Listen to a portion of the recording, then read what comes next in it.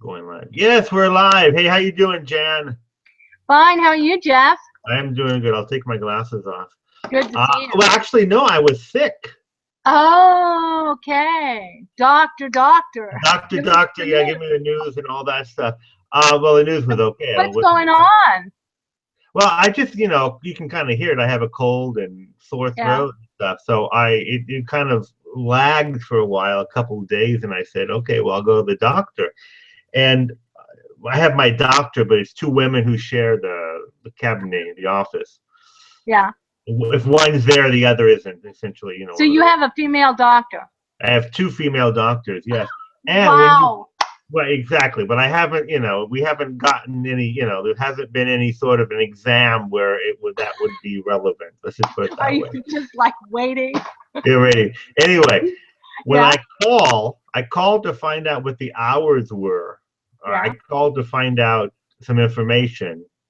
Nobody was there, and they said les docteurs. Oh, les docteurs.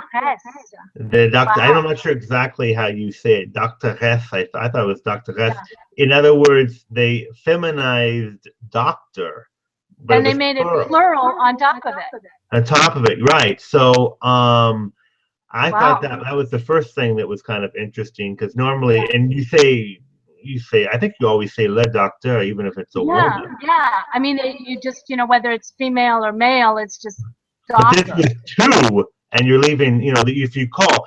Because what they do now, it used to be like how it is in France, and this is totally different, I think, than in America, is you would walk in, right? It's basically, Yeah.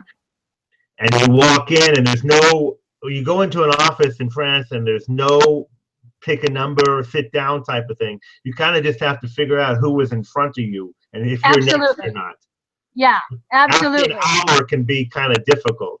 But anyway, Right. what they do now is they have an appointment.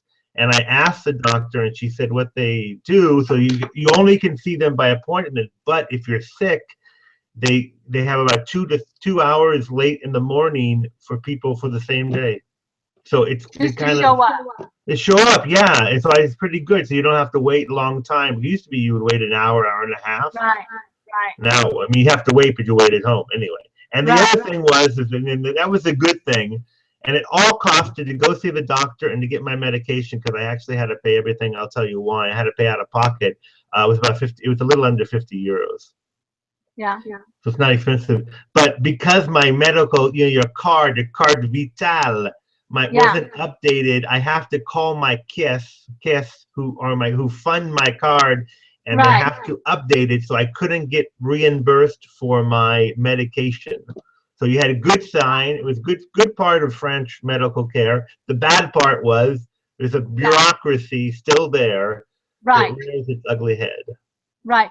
Well, down here, you do have to update the card, and I just had to do mine. I know because I'm right in the middle of it. Well, I just this week got my my new card because I lost the previous one between the doctors and the pharmacy somehow. That happens a lot.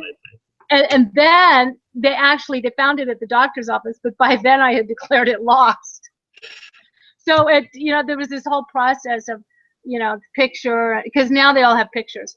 But at the pharmacy here, they have a little stand, like a bourne, like when you validate. Yeah, that's what I tried to do. Where you put your card in and then it reads this little barcode and whatnot, and it updates it. Don't you have that there? They did, and I tried to do it, and the woman, it didn't work. I have to contact, and I think the reason is that I now work for 3 companies, and I think that was the problem. Oh, right. I had 3 different companies, and plus I am self-employed, so I have 4 employers. Right. So that complicates everything. That complicates everything, and they fight for who that, because they have to pay money and yeah. Yeah. Go ahead. I'm sorry. Well, I was just saying, it can be a very simple system. If you have one employer, Yeah. or you are self-employed and that was it, you're fine. But if you're kind of outside the norm, it can be Yeah.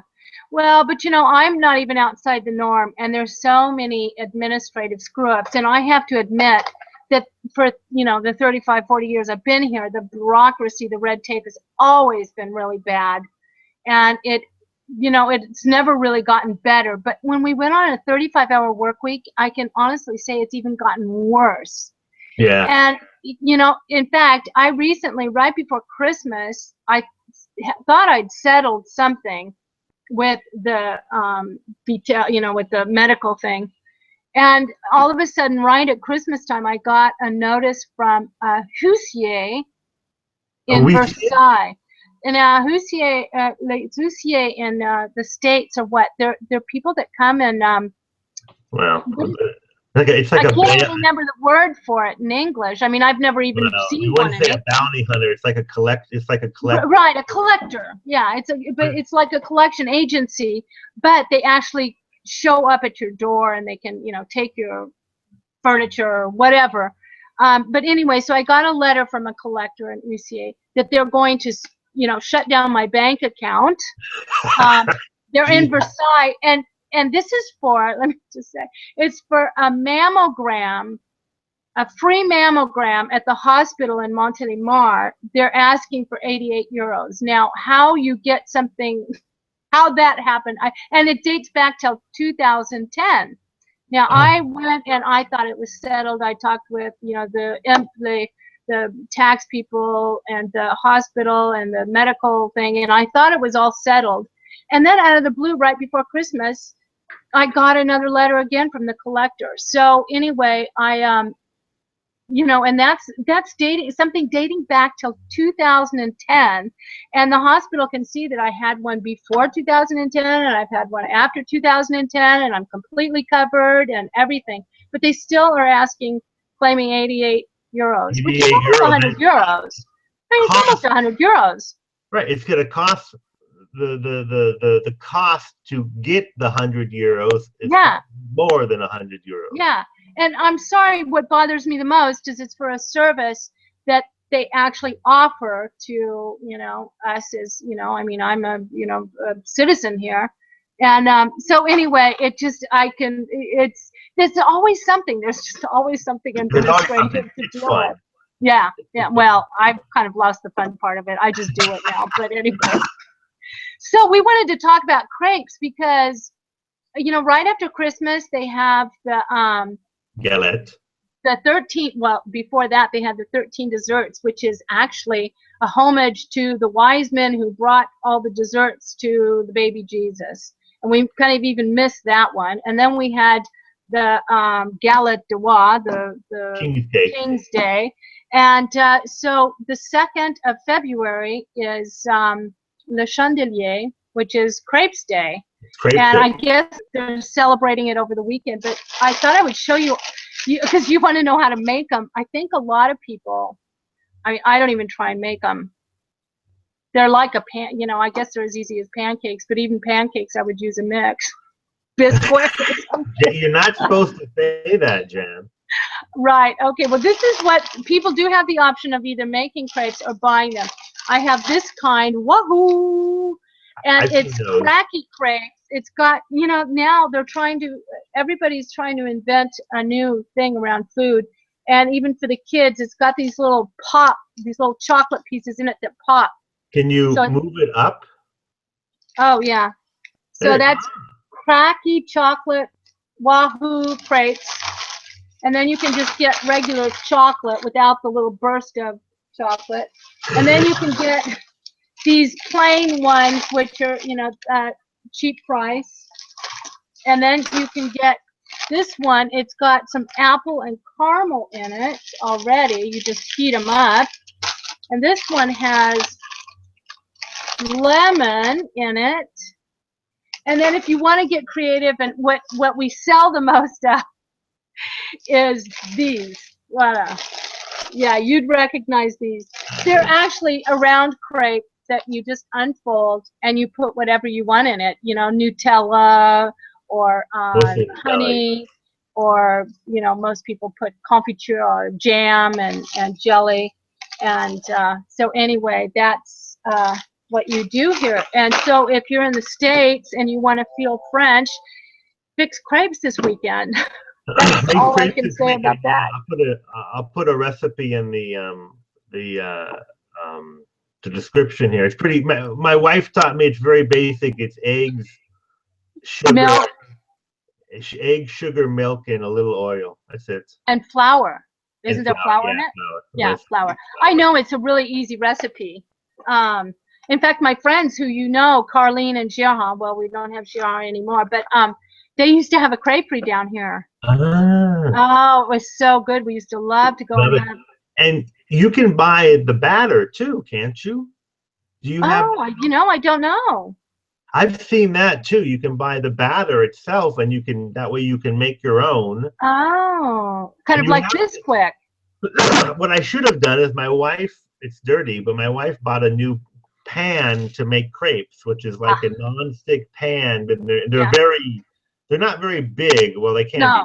be, but they're flat and Right. little So you thing. can flip them. I didn't think. Yeah, they're to flip. They're flip, and you flip them. Oh, if you do that, let's get some pictures of that, and we can put it on Duck Soup. You can put it on duck soup. I'll try our next time during the hangout. I'll try to flip one. Yeah, do. Try and flip one next Friday here. And see, I can actually flip one right now. Only in France would you have, what, 7 types of crepes? Yeah, I think there's 6 or 7, and we're just a small store. I mean, we're the main markets probably have twice that, I'm sure. Yeah, they have twice that. A cultural difference. How many crepes can you buy in your supermarket? Yeah, yeah. But what's really popular here too is what I've always seen in the little center of town of Montélimar. There's always been a little truck, a little stand that makes crepes in winter. Yeah. And in summer they sell ice cream. So it's, my son was always in winter. It's just kind of an afternoon snack to have a crepe, whereas in Paris, yeah, pancake, buy them in Paris too. Paris. Yeah, yeah. Yeah, it's just one of those on the go snacks. It's an easy one to see guys making them. I know it's very difficult the way that they make them with a stick. And that's not easy, but anyway. All right. Yeah. But it's kind of like they're really, thin pancakes is what it comes down to. Oh, yeah. But we would only eat pancakes on a Saturday morning, of course, now that we're not kids at the house, or when you go out to breakfast. But I mean, we just and here in France, I wouldn't even think of making pancakes in the morning. What my wife makes a lot of is waffles. What? Oh, waffles. Oh, yeah. She made waffles last night, and she lets them rise. She makes waffles with yeast, and they're sitting there. And she wanted to make waffles. I should have showed them, and we have well, why don't you show them next? Yeah, why don't you show them next Friday? If I can, I'll take photos. Yeah, but and there's along those lines, and then we'll cut it off. Is French toast, and why do we call it French toast? I don't know. I do, because in the old days, it actually comes from France, and they would keep all the old bread. You know, the baguettes that you don't finish, and the bread dries out, and you can't, and you don't know what to do with it. Well, that's what they would do, is they would dip it in egg. They would let it soak in the egg so it would become soft again, and then they would fry it up. And it's called lost bread, le pain perdu. Pain perdu, exactly. And it's called lost bread, and that's French toast. They, because there was nothing else they could do with the bread other than, soak it in egg and fry it up. And I just love that, caked with butter and powdered sugar. I don't do it. I don't do it, but I sure loved it when I was little. Yeah. On that happy note. Yes, on that happy note, crepes, pancakes, French toast, and waffles. Have a great weekend. You too. And check out, we'll be in touch on Duck Soup. Yeah. Okay, ciao. Ciao. Take care, Jeff. Ciao, ciao. Bye.